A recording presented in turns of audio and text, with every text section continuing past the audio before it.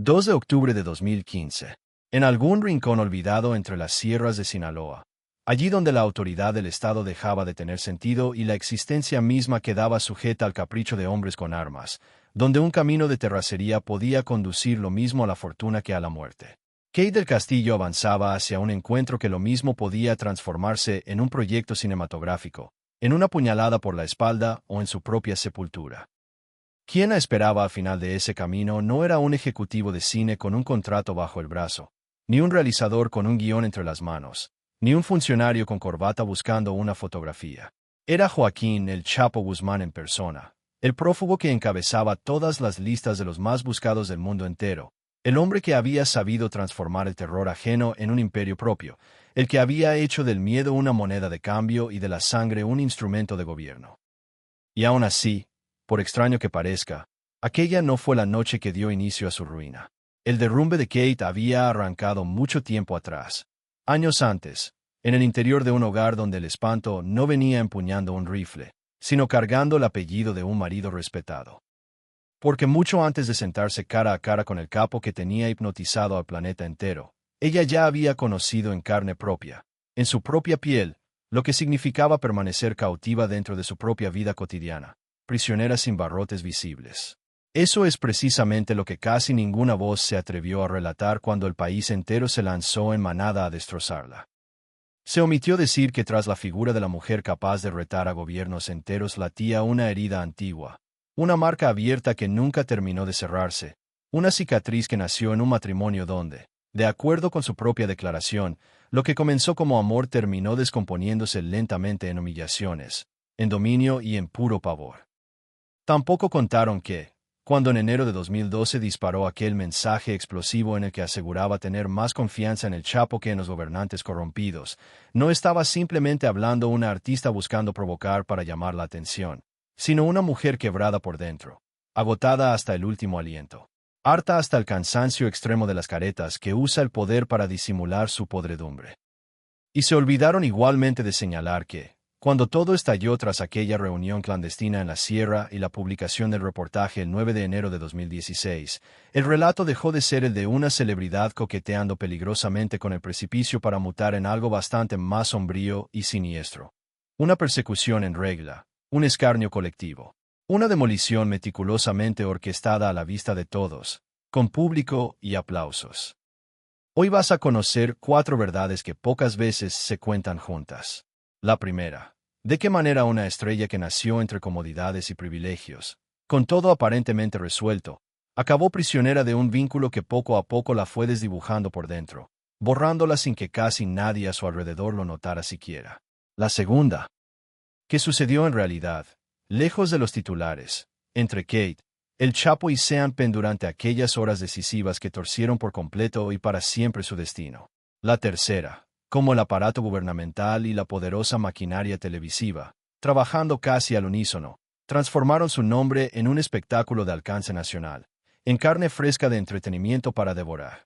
Y la cuarta, ¿por qué razón, después de quedarse sin contratos, sin tranquilidad y sin la posibilidad siquiera de habitar su propia tierra, eligió no resignarse y contraatacar con una demanda de $60 millones? Pero para comprender de verdad cómo México logró convertir a una de sus mujeres más célebres y admiradas en enemiga pública número 1, primero es absolutamente necesario regresar al sitio preciso, al punto de origen, donde su alma comenzó a agrietarse en silencio. 23 de octubre de 1972, Ciudad de México. En una casa donde el apellido cargaba más peso que cualquier cuna dorada, donde el nombre familiar abría puertas y a la vez imponía cadenas, vino al mundo una niña a quien el destino parecía haberle resuelto la existencia entera incluso antes de que aprendiera a sostenerse en pie por sí misma. Se llamaba Kate del Castillo, hija de Eric del Castillo, uno de los rostros más reconocibles y respetados de la actuación en México, una verdadera leyenda viva del melodrama, y de Kate Trillo. Creció entre cámaras encendidas, sets de grabación, guiones repartidos sobre las mesas, apellidos célebres pronunciados con familiaridad y conversaciones donde la fama se mencionaba como si fuera una herencia tan natural y tan inevitable como el color de los ojos o la forma de las manos, algo casi biológico que se transmitía sin remedio de padres a hijos. En ese universo particular, Nacer no equivalía a partir desde cero, a construirlo todo desde los cimientos, sino a recibir sobre la cabeza, desde el primer día, una corona que nadie más podía ver y, al mismo tiempo, en el mismo gesto, una sentencia silenciosa. Porque cuando uno proviene de una familia admirada por multitudes enteras, el fracaso ya no se experimenta como un simple tropiezo del que uno se levanta, sino como una especie de traición imperdonable, como una deuda incumplida con quienes te precedieron y abrieron camino. Vista desde afuera, desde la distancia cómoda del espectador, su historia tenía la apariencia inmaculada de la perfección absoluta. La hija de un actor legendario, un rostro de belleza notable que las cámaras adoraban, una presencia firme y segura que llenaba cualquier escenario, una dicción cuidada e impecable, y las llaves de acceso a una industria que, para miles y miles de jovencitas mexicanas de los años 80-90, resultaba tan inalcanzable y remota como un castillo rodeado de murallas infranqueables. Pero guarda bien esta idea en algún rincón de tu memoria, porque más adelante volverá a ser decisiva, volverá a tener todo el sentido. Las vidas que desde lejos lucen más completas y envidiables suelen ser justamente las que ocultan, bajo la superficie pulida, las fracturas más hondas y dolorosas cuando finalmente se apagan los reflectores y ya nadie observa. Kate creció siendo testigo directo, en primera fila, de cómo se fabrica el prestigio, de cómo se construye un nombre pieza por pieza, ladrillo a ladrillo. Aprendió desde muy temprano, casi de niña, a moverse con cautela en ese terreno delicado y resbaladizo que existe entre el respeto que se le tenía a su familia y la enorme expectativa que se depositaba sobre sus hombros. No alcanzaba con ser hermosa, no era suficiente con tener talento natural. Estaba obligada a demostrarle al mundo entero, una y otra vez, que no ocupaba ese lugar privilegiado únicamente por ser la hija de Eric del Castillo, por la simple fortuna de su sangre. Tenía que conquistar su propio nombre, forjarlo con sus propias manos y a fuerza de trabajo, y eso fue exactamente lo que hizo sin descanso. De manera gradual, paso a paso, papel tras papel, fue dejando atrás a la niña que pertenecía a una dinastía para transformarse en un rostro autónomo, con luz propia, dentro de la televisión mexicana. Aparecieron las telenovelas, una tras otra. Llegó Muchachitas y la consagró ante el gran público. Más tarde llegó el cine con sus propias exigencias. Llegó el reconocimiento sincero del público. Llegó esa variante particular y embriagadora de la fama que convierte a una mujer en algo más que una actriz, en un auténtico símbolo. Ya no era únicamente Kate. Era Kate del Castillo, una presencia poderosa e innegable. Una mujer que frente a la cámara sostenía la mirada sin pestañear ni un segundo, que retaba con los ojos, que aguantaba lo que viniera, que no andaba pidiendo permiso a nadie para existir. Y entonces apareció la Reina del Sur. Teresa Mendoza no fue simplemente un personaje más en su larga trayectoria. Fue una metamorfosis completa de arriba a abajo, una línea divisoria que partió su carrera en dos, una proclamación rotunda de poderío.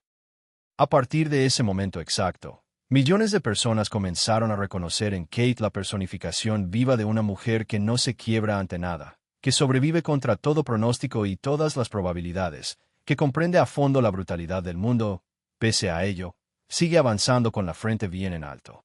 El público veía en ella acero puro forjado a fuego, a plomo inquebrantable, temple de roca, una reina edificada sobre cicatrices que nadie alcanzaba a distinguir desde la butaca. Pero lo que prácticamente nadie lograba percibir, lo que quedaba oculto tras el resplandor, era que esa mujer retadora, esa figura imponente que aparentaba poseerlo absolutamente todo, seguía arrastrando consigo una carencia vieja, profundamente íntima, callada hasta la médula. La necesidad de ser querida sin que le pusieran condiciones de por medio, de hallar un refugio verdadero donde por fin guarecerse del mundo, de poder descansar de una vez del enorme peso aplastante de tanta exigencia acumulada durante años. Ese fue el punto de partida exacto de la contradicción que con el tiempo terminaría haciendo pedazos su vida entera. Porque mientras su carrera ascendía sin freno ni techo aparente, mientras las revistas la retrataban en sus portadas como si se tratara de una mujer imposible de tocar, inalcanzable, por debajo de esa superficie reluciente iba germinando en silencio otra historia muy distinta, una bastante más peligrosa y oscura. La de una mujer que había dominado a la perfección el arte de conquistar escenarios, pero que jamás había aprendido a blindar su propio corazón frente al daño. La de una hija criada bajo el agobio constante y sofocante de la perfección, entrenada desde pequeña para no exhibir jamás una debilidad ante nadie, para no defraudar las expectativas de nadie, para no resquebrajar nunca, bajo ninguna circunstancia, la imagen que se esperaba de ella. Y cuando una persona pasa demasiado tiempo encerrada dentro de una imagen impecable, sin grietas permitidas, empieza poco a poco, casi sin darse cuenta, a confundir el amor con el simple alivio, la protección con la posesión asfixiante, la intensidad emocional con el destino inevitable. Eso fue precisamente lo que nadie supo ver a tiempo. El país contemplaba embelesado a una estrella nacida entre privilegios. Lo que el país no contemplaba, lo que se le escapaba por completo, era la presión sofocante de tener que sostener un apellido glorioso, de no fallar jamás, de no venirse abajo nunca, de no admitir en voz alta, ni siquiera ante sí misma, que ella también, como cualquier ser humano, podía sentirse profundamente y desesperadamente sola. En la pantalla daba la impresión rotunda de ser invencible, indestructible. En su vida real, sin embargo, lejos de los focos, empezaba a rastrear afecto en sitios donde ese supuesto afecto se parecía demasiado, peligrosamente, al control disfrazado de cariño. Y ahí, justo en ese punto exacto, en esa encrucijada, fue donde comenzó a abrirse la herida que años después le empujaría a desafiar abiertamente al poder establecido, a desconfiar profundamente del sistema entero y de todas sus promesas, y a caminar, sin tener la menor idea de hacia dónde se dirigía, directamente hacia el capítulo más devastador de toda su existencia. Porque mucho antes de que México la marcara con el sello indeleble de mujer peligrosa, Kate del Castillo ya estaba aprendiendo, en el más absoluto silencio, lo que significaba vivir asomada al borde mismo del miedo. 3 de febrero de 2001. Mientras las revistas de espectáculos desbordaban sonrisas y los reporteros gráficos festejaban con sus flashes una boda que parecía sellar la unión perfecta e inquebrantable de belleza, celebridad y poder, Kate del Castillo se adentraba sin saberlo en una historia que no tardaría demasiado en descomponerse desde sus propios cimientos. Él era Luis García Postigo, es futbolista convertido en ídolo de multitudes, comentarista cuya voz transmitía una autoridad indiscutible, hombre de televisión, personaje público de primera línea, encarnación misma del éxito masculino en un país que todavía solía confundir, sin pudor, el carisma con el derecho a la impunidad. Ella era una de las mujeres más admiradas que aparecían en la pantalla mexicana. Vistos desde el exterior, desde fuera del cristal, parecían una pareja sencillamente imbatible, destinada al triunfo. Vistos desde adentro, puertas adentro, todo comenzó muy pronto a despedir un olor inconfundible a encierro, a celda. Porque la violencia, casi nunca, irrumpe dando gritos y portazos. Se cuela despacio, con discreción, casi de puntillas.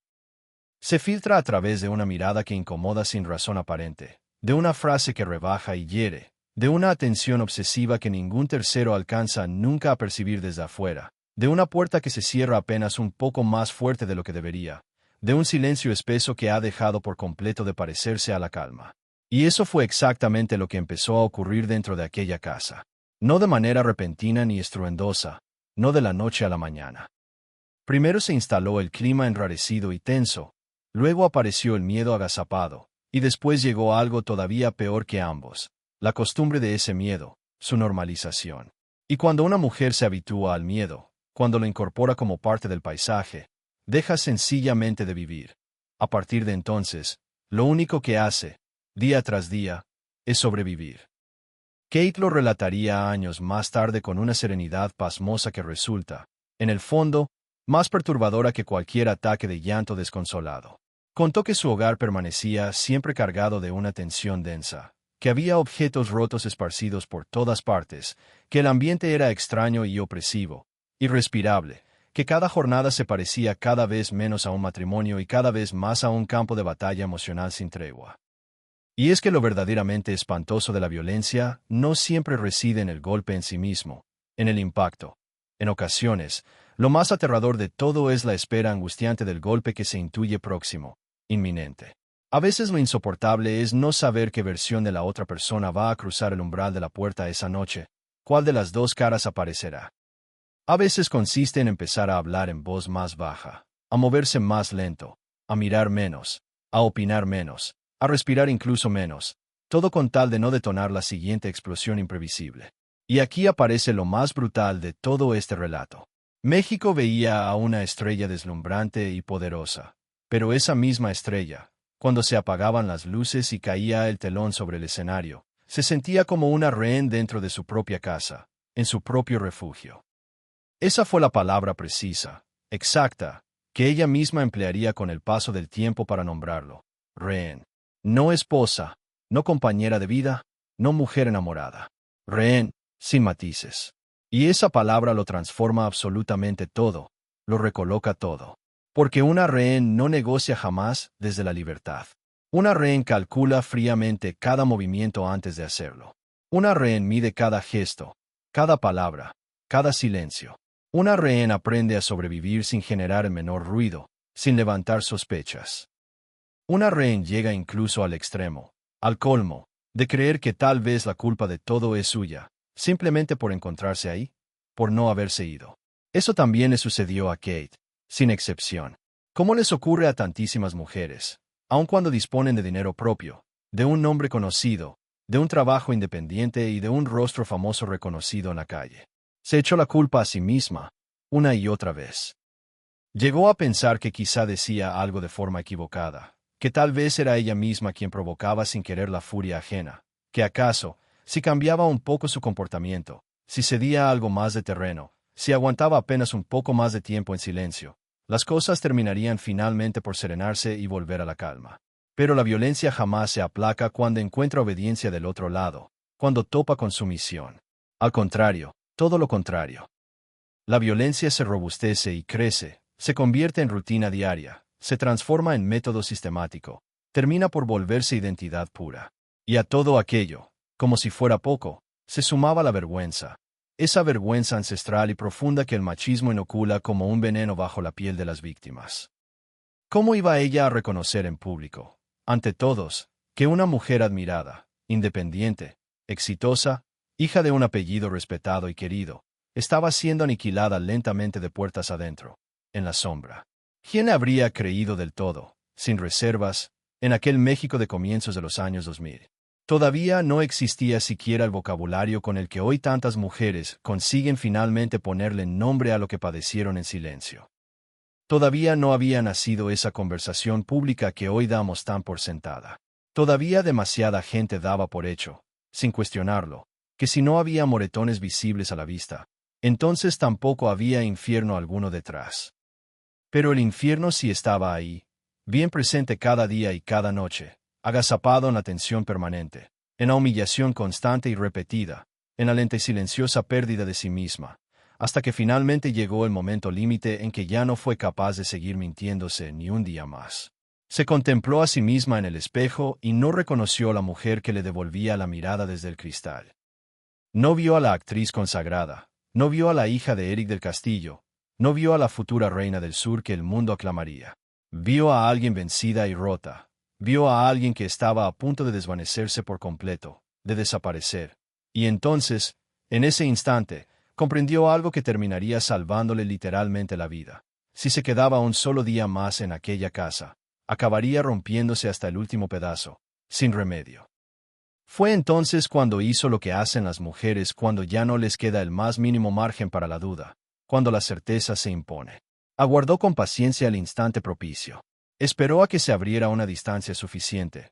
Esperó la más estrecha rendija de seguridad, la mínima grieta, y cuando Luis García viajó a Japón, dejándola sola, ella huyó sin mirar atrás. No abandonó simplemente un matrimonio. Escapó de un cautiverio. No fue una separación civilizada y elegante, negociada entre abogados. Fue una fuga en toda regla, desesperada, un acto puro de supervivencia animal. El cuerpo siempre consigue salir antes que el alma, se adelanta. El alma tarda mucho más, muchísimo más en marcharse de verdad, en soltar amarras, porque irse físicamente de un lugar no borra el daño ya causado, apenas logra detener la hemorragia que llevaba tiempo abierta y sangrando. Lo que quedó después de todo aquello fue una mujer con vida, sí, respirando, pero marcada hasta lo más profundo de su ser. Una mujer que había comprendido en carne viva que el amor puede disfrazarse hábilmente de control, que la admiración del público no levanta ninguna barrera protectora contra la crueldad ejercida en privado, que las instituciones no siempre prestan oídos a quien las necesita con urgencia, y que los hombres dotados de poder suelen volverse mucho más peligrosos justo cuando el mundo entero los ovaciona de pie. Esa fue la herida auténtica, la de verdad. No el divorcio en sí mismo, no el escándalo público. La verdadera herida consistió en haber aprendido, en su propia carne, que la violencia es perfectamente capaz de hablar con voz amable y dulce delante de las cámaras, para luego convertirse en monstruo desatado en cuanto nadie está mirando. Y esa lección, amarga y silenciosa, no se quedó encerrada para siempre en el pasado, archivada. Se convirtió, con el tiempo, en la grieta por donde habría de filtrarse después todo lo demás. Porque una vez que una mujer deja de confiar en la protección que debería ofrecerle su propio hogar, su santuario, también comienza, casi de manera inevitable, a dejar de confiar en la protección que se supone debería brindarle el sistema entero. Y Kate del Castillo todavía lo ignoraba por completo, pero después de haber escapado de un hombre, estaba a punto de plantarle cara a un poder muchísimo más colosal y temible. Enero de 2012. México llevaba ya varios años desangrándose lentamente entre cadáveres anónimos, pactos turbios negociados en la sombra y a media voz, discursos oficiales que sonaban cada vez más huecos y vacíos, y una supuesta guerra contra el narcotráfico que con cada día que pasaba se parecía menos a un combate real y más a una representación teatral montada exclusivamente para las cámaras. Las cifras de muertos no dejaban de crecer y multiplicarse.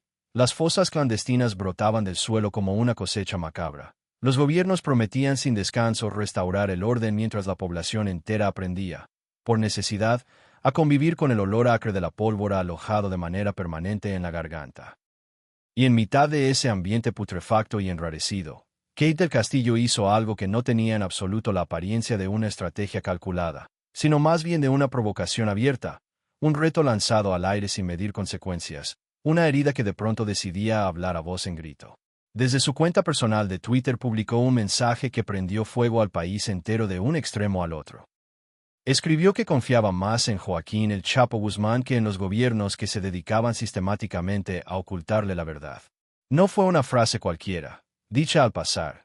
No fue la ocurrencia banal de una celebridad aburrida buscando llamar la atención un rato. No fue solamente un escándalo pasajero más. Fue una bomba arrojada con puntería directamente contra el corazón moral de México.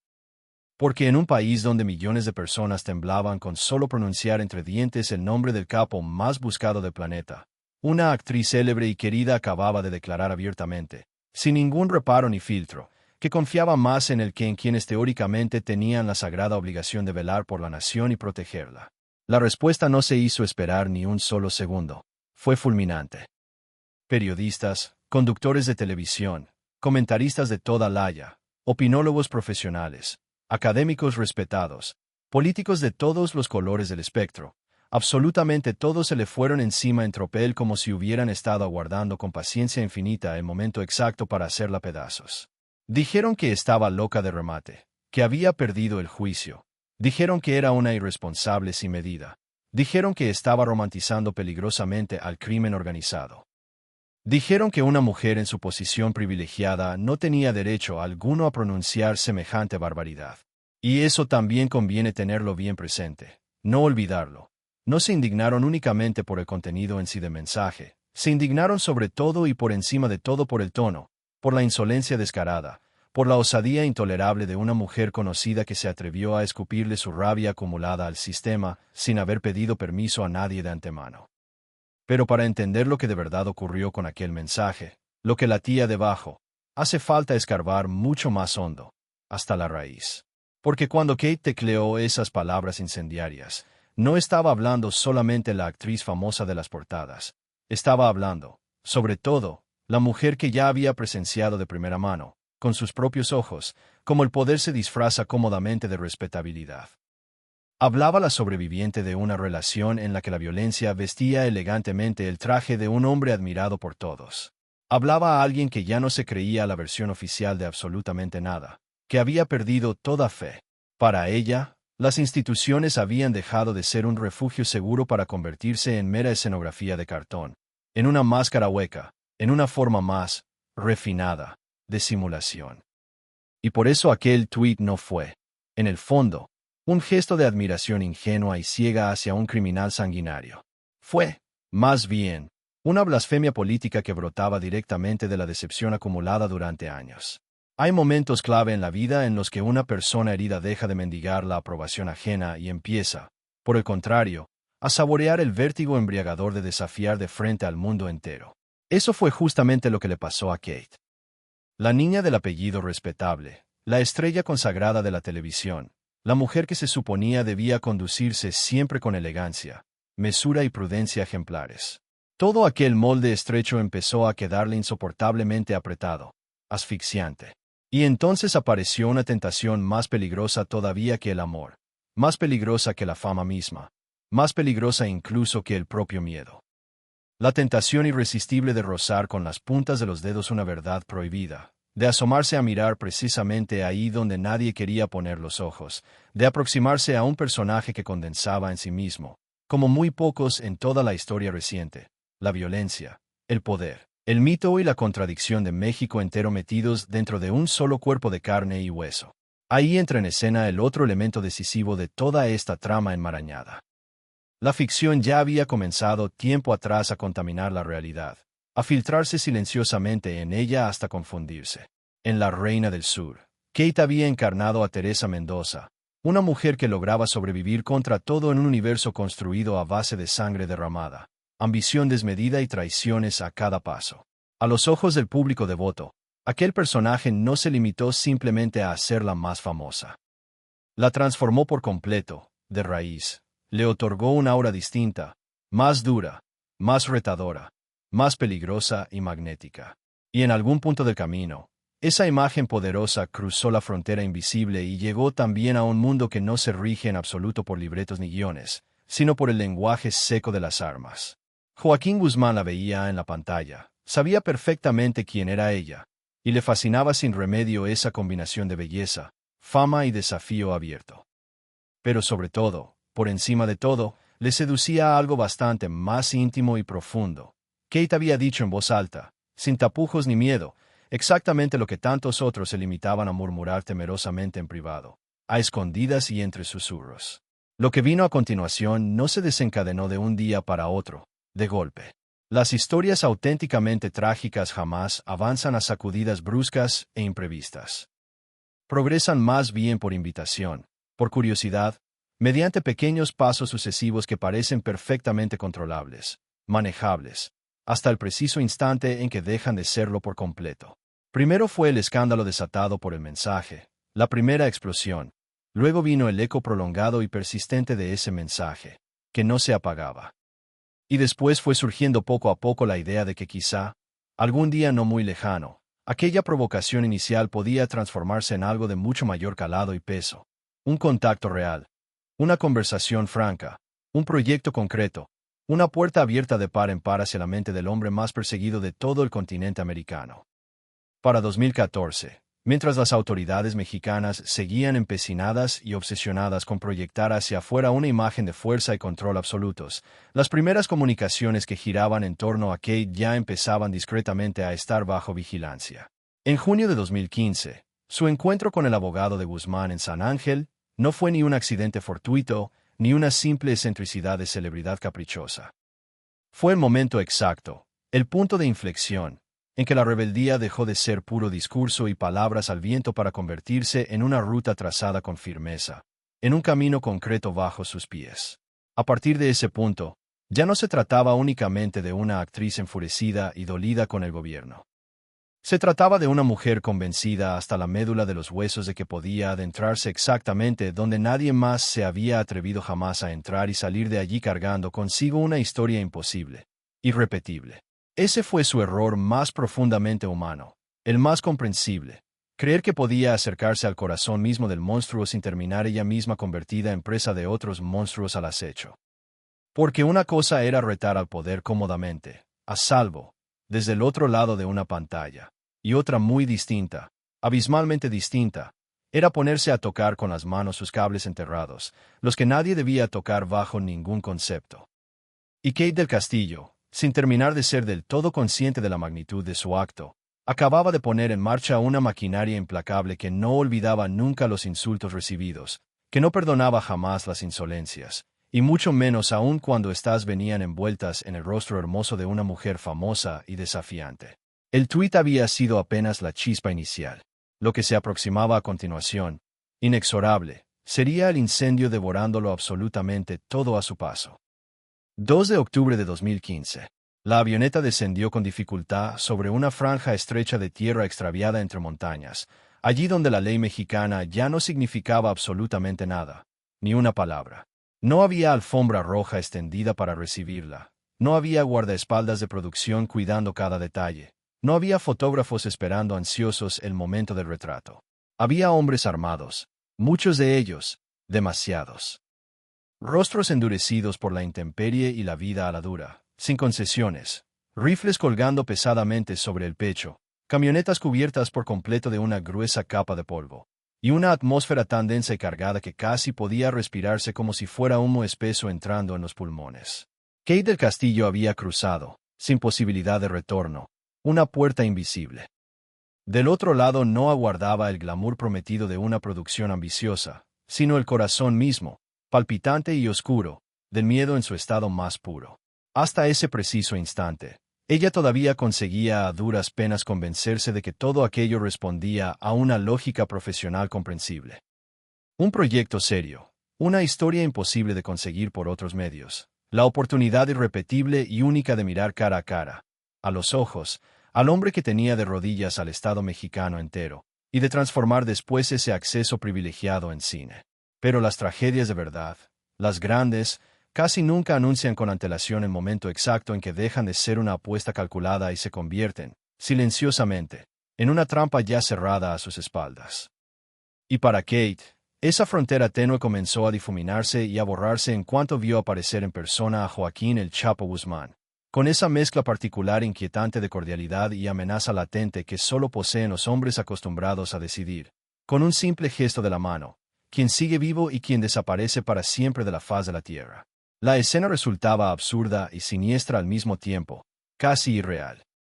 Una actriz reconocida a lo largo y ancho de todo el continente, un capo prófugo de toda la justicia, un séquito numeroso de hombres que obedecían ciegamente sin atreverse jamás a formular una sola pregunta en voz alta. Y a unos pocos metros de distancia de ella, Sean Penn, el actor de Hollywood que se había sumado a toda la operación con el semblante grave y compungido del hombre que pretende aparentar valentía y coraje, cuando en realidad ya está calculando fríamente, por dentro, cómo transformar el peligro ajeno en prestigio propio. Ese fue precisamente el detalle crucial que Kate todavía no alcanzaba a vislumbrar en aquel momento. El verdadero riesgo no residía únicamente en sentarse cara a cara frente a un criminal. Estaba también, y quizás sobre todo, en haber llegado hasta ahí del brazo de alguien que interpretaba en silencio aquella escena no como una herida abierta, sino como una exclusiva periodística codiciada. Durante largas horas, todo transcurrió siguiendo la lógica torcida, retorcida y enrevesada que caracteriza siempre a los grandes desastres. Conversaciones cargadas de tensión contenida, sonrisas medidas y calculadas al milímetro. El Chapo observándola sin descanso con una atención que no tenía nada de profesional ni de casual, que incomodaba. Según contaría ella misma tiempo después, ya a salvo, lo sintió encima de ella durante todo el tiempo, vigilante, como si la estuviera leyendo por dentro página a página, como si en cualquier momento, sin previo aviso, pudiera decidir convertirla, de invitada de honor, en posesión personal. Y cuando finalmente cayó la noche cerrada y comprendió que tendría irremediablemente que pernoctar allí, en aquel paraje aislado y remoto, sin ninguna salida real ni escapatoria posible, su propio cuerpo le devolvió de golpe, sin avisar, una memoria que ella creía enterrada para siempre bajo años. El miedo no era ninguna novedad para ella, ya lo conocía de sobra, demasiado bien. Ya había experimentado en carne propia esa mezcla exacta y paralizante de parálisis y cálculo frío cuando compartía techo con un hombre capaz de destruirla en privado, a puerta cerrada, mientras el mundo entero lo admiraba en público. Pensó que cualquier cosa podía suceder allí esa noche. Pensó en una agresión. Pensó en no regresar nunca con vida. Pensó en el error irreversible, fatal, de haber llevado su rebeldía demasiado lejos, hasta un punto sin retorno posible. Pero el golpe más brutal de toda esta historia no le llegó, contra todo pronóstico, desde el lado del narco, le llegó por la espalda desde Hollywood. Porque mientras Kate trataba con esfuerzo de mantener la calma aparente en el interior de un territorio hostil donde absolutamente todo dependía del estado de ánimo cambiante de un fugitivo, Sean Penn ya estaba jugando, en paralelo, una partida completamente distinta y secreta. No había acudido únicamente como simple acompañante de una posible película futura. Había negociado en secreto, a sus espaldas, con la revista Rolling Stone. Había convertido la expedición entera, peligrosa, en material periodístico jugoso sin haberle revelado a ella, en ningún momento, toda la verdad de sus intenciones. Había utilizado fríamente la puerta que Kate abrió con su nombre, con su riesgo personal y con su credibilidad ganada, para fabricarse a sí mismo su propia gloria y su exclusiva. Ese fue el verdadero cuchillo clavado a traición por la espalda. No la presencia intimidante del Chapo, no los hombres armados hasta los dientes, no la noche entera pasada en plena sierra a la intemperie. La traición pura. La revelación demoledora de que, mientras ella ponía en juego su propio cuerpo y su vida, otro hombre estaba administrando tranquilamente, con cálculo, el relato a su entera conveniencia y beneficio. Y cuando el 8 de enero de 2016 capturaron de nuevo a Guzmán, y al día siguiente apareció publicado el reportaje firmado por Sean Penn, todo quedó al descubierto de golpe, sin posibilidad de ocultarlo. El mundo no vio a una mujer atrapada y sobrepasada entre fuerzas que la superaban por completo. Vio, simplemente, un escándalo jugoso servido en bandeja de plata, listo para ser devorado con avidez por las masas. Y Kate comprendió, demasiado tarde ya, que no había viajado solo al encuentro casual de un capo. Había viajado directamente, sin saberlo, al centro exacto de una maquinaria fría que ya había tomado mucho antes la decisión de usarla y desecharla. Enero de 2016.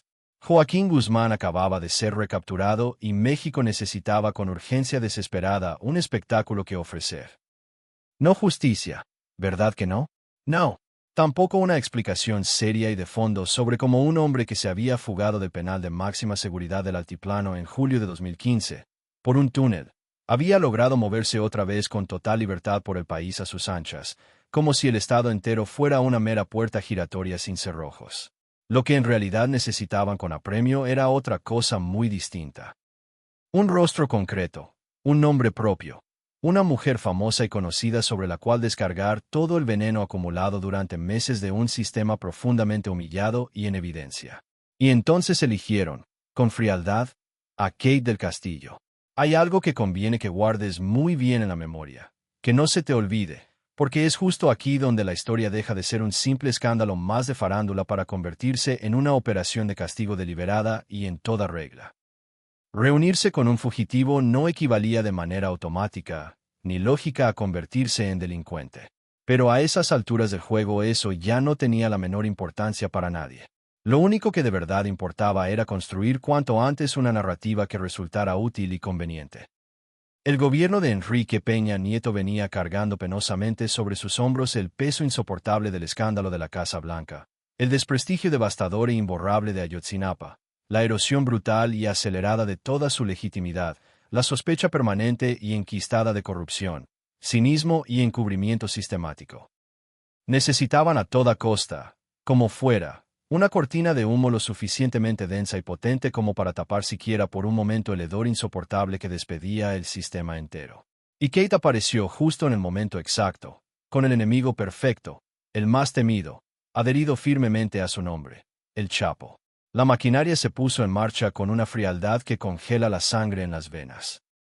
Desde la Procuraduría comenzaron a circular convenientemente versiones interesadas, insinuaciones cargadas de mala intención, filtraciones cuidadosamente dosificadas y administradas, expedientes deliberadamente incompletos, mensajes privados sacados de contexto, fotografías comprometedoras, reportes de inteligencia selectivos.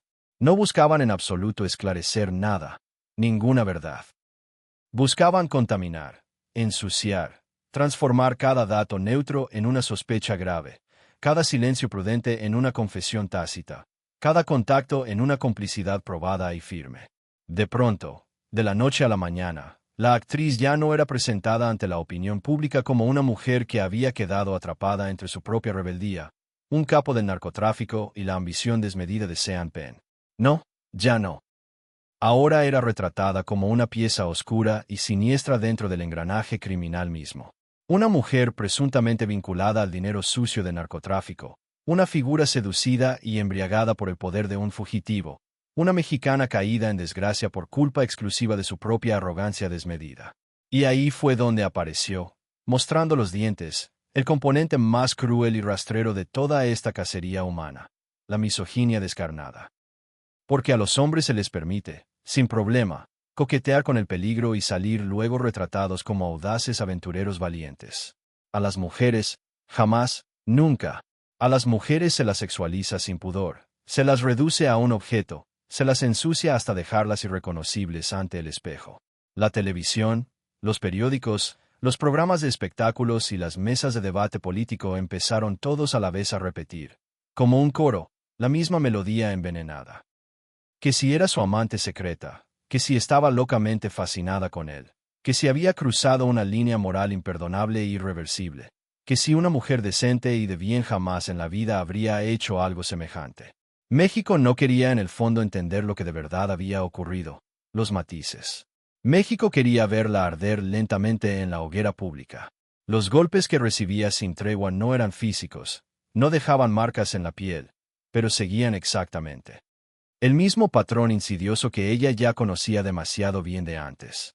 Primero, el aislamiento progresivo, productores que dejaron de llamarla de un día para otro, sin explicaciones, marcas que cancelaron acuerdos ya firmados, proyectos congelados sin previo aviso, gente que se apartaba de ella discretamente para no contaminarse con el simple roce de su nombre maldito.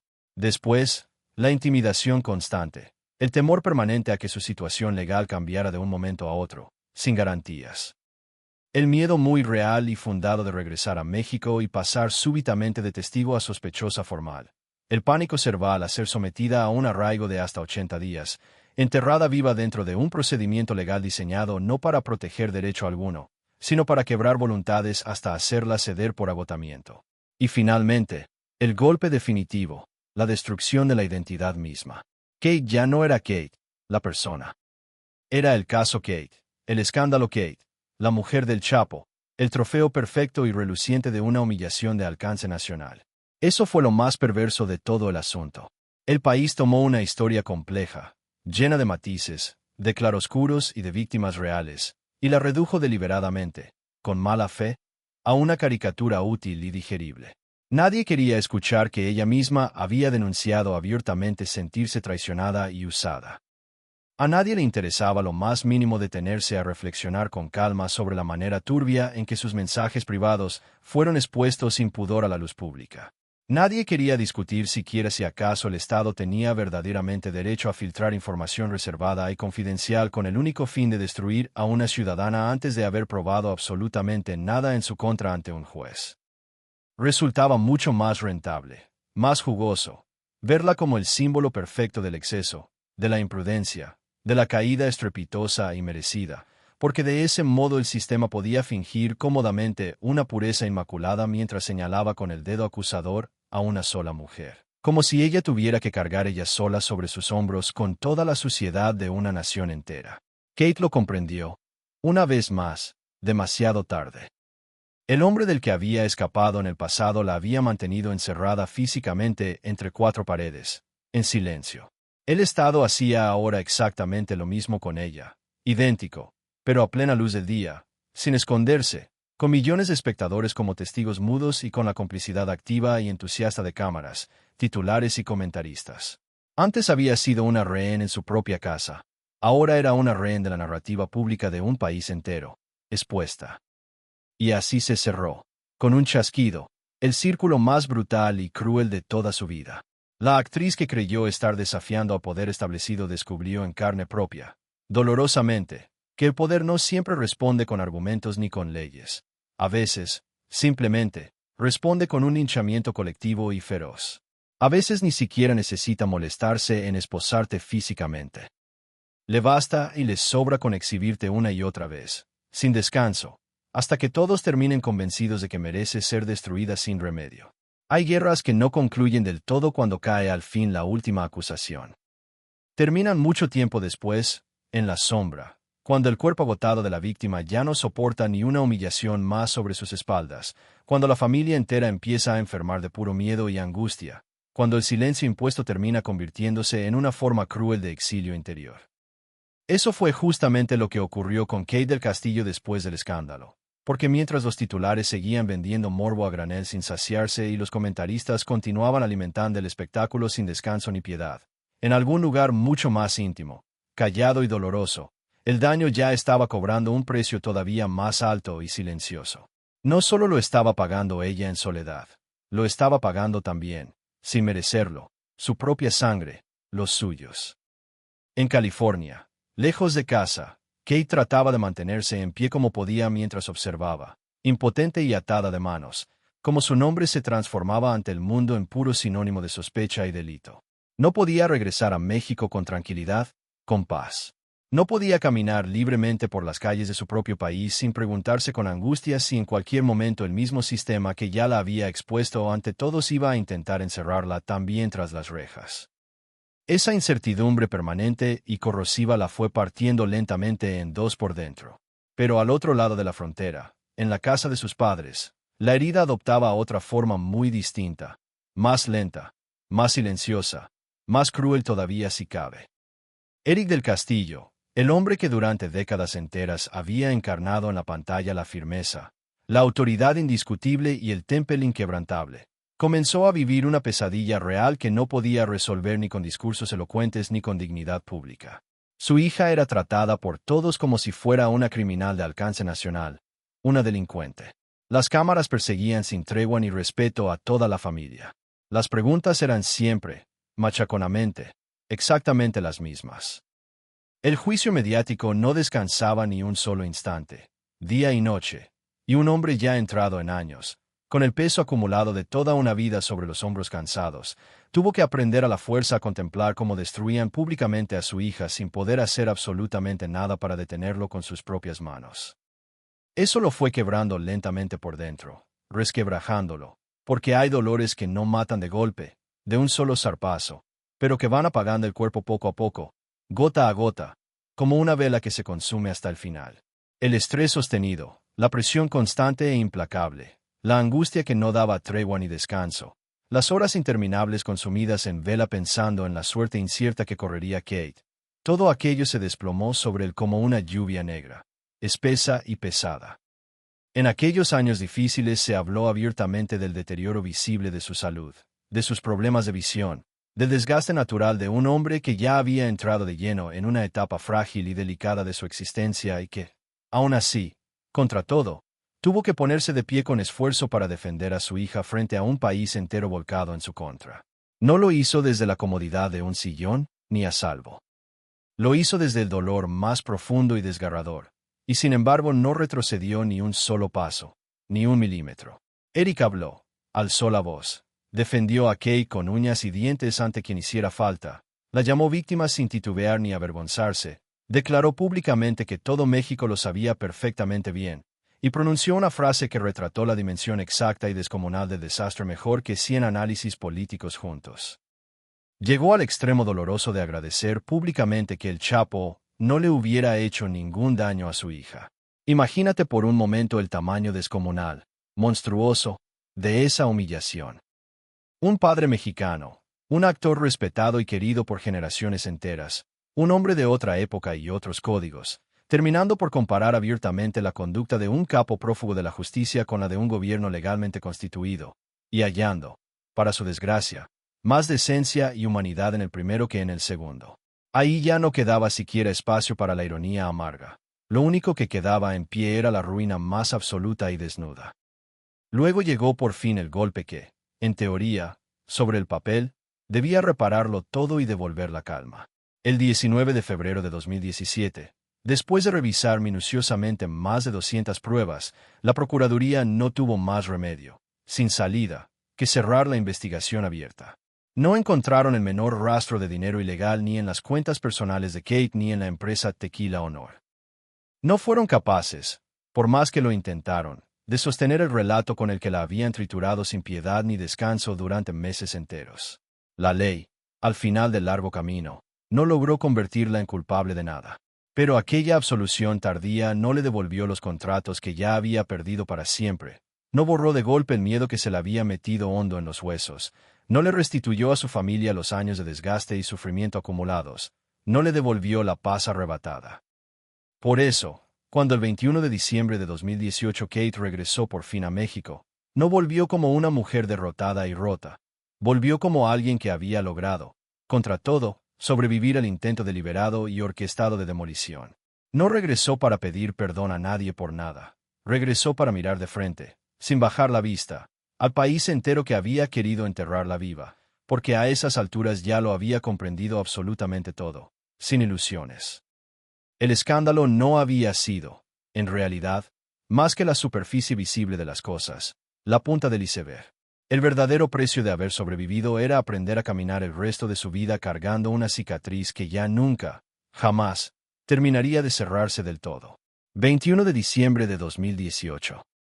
Después de casi 3 años de distancia forzada e impuesta, de miedo legal permanente y agotador, de campañas sistemáticas y orquestadas de desprestigio y de noches enteras en vela imaginando los peores escenarios posibles, Kate del Castillo volvió a pisar suelo mexicano.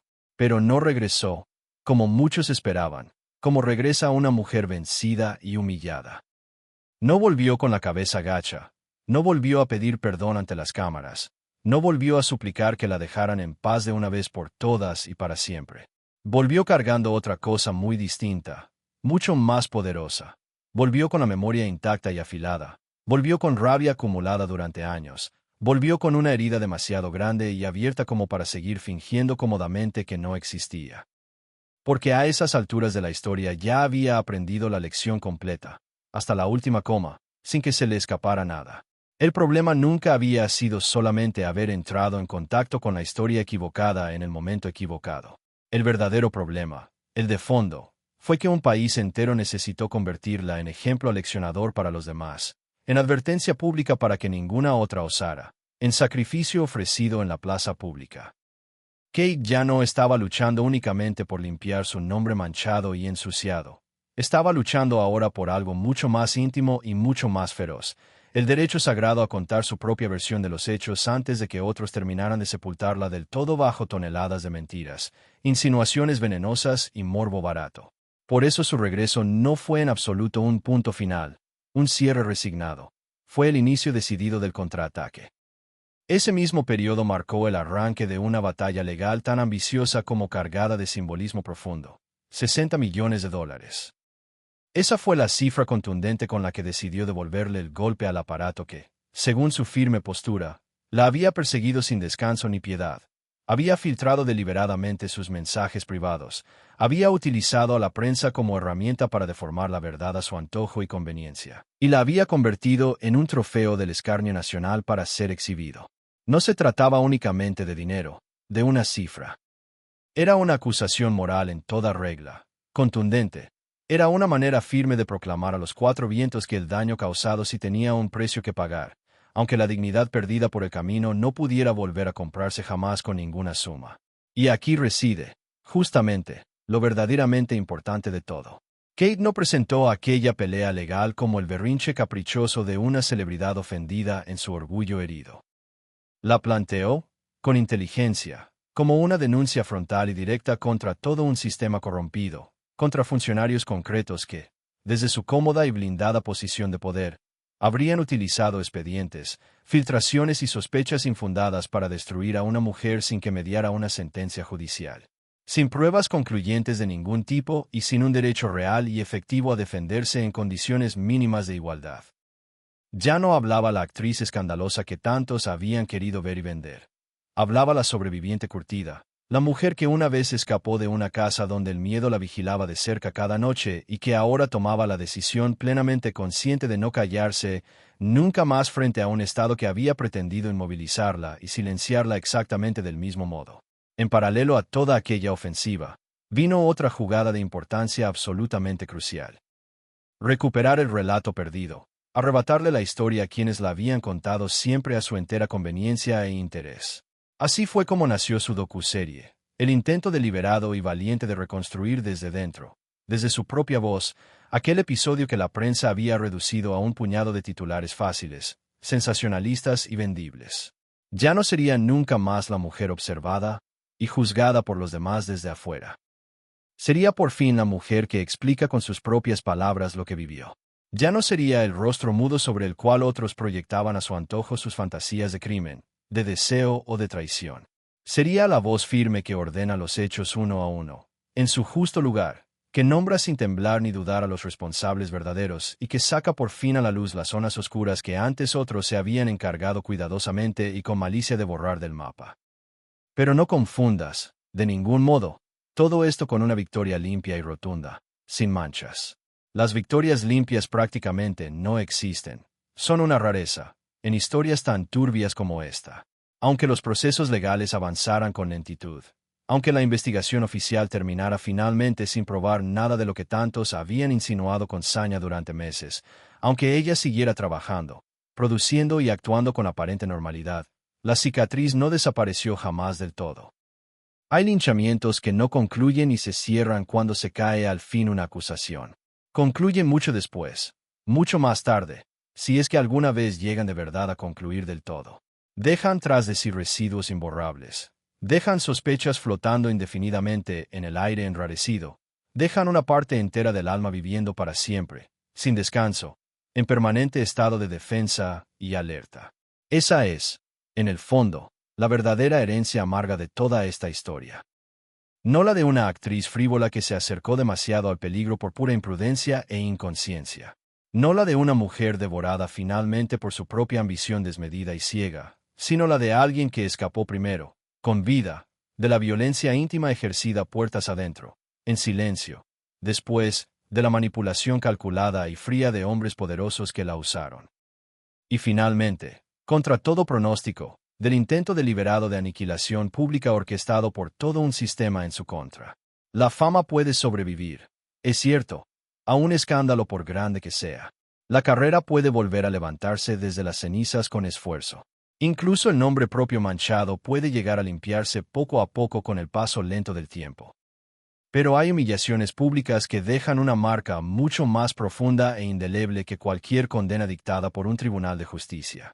Kate del Castillo siguió de pie, firme, contra todo, y a veces, en un mundo construido a propósito y con malicia para quebrarte en silencio sin que nadie alrededor lo note siquiera. Eso ya constituye, por sí solo, sin necesidad de nada más, una auténtica forma de victoria.